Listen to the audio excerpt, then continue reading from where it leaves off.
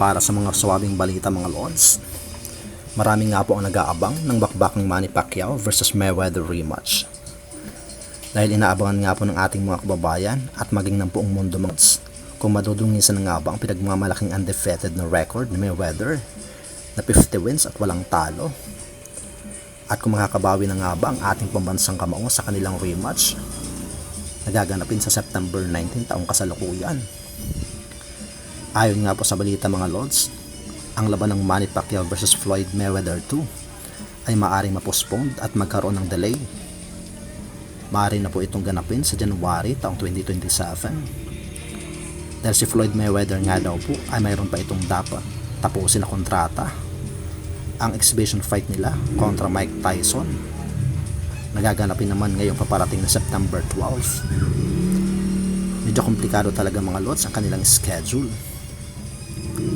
Naging magulo po ang panig ng kampo ni Mayweather mga lods. Una sinabi nila na lalabanan niya si Mike Tyson sa exhibition fight noong nakaraang Abril. Sunod na labanan nila boxer na si Mike Zambides noong summer. Sa kanya lalabanan si Manny Pacquiao ngayong September.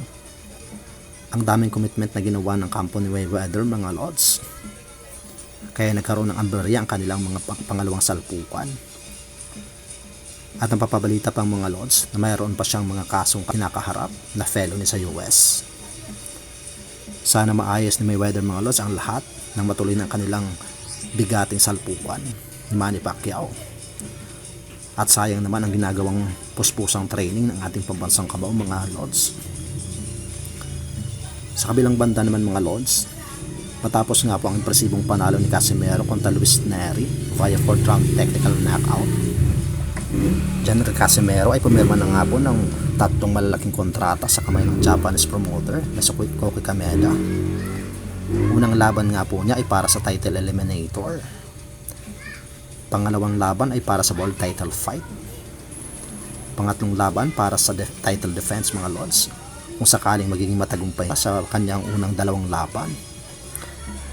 Sana nga po ay palaga na siya ni Naoya Inoue sa alinman sa tatlong laban na ito, na magkaalaman na kung sino talaga ang tunay na halimaw. Malay mo, kung ang Japan ay mayroong monster, ay mayroon din palang monster slayer ang Pilipinas.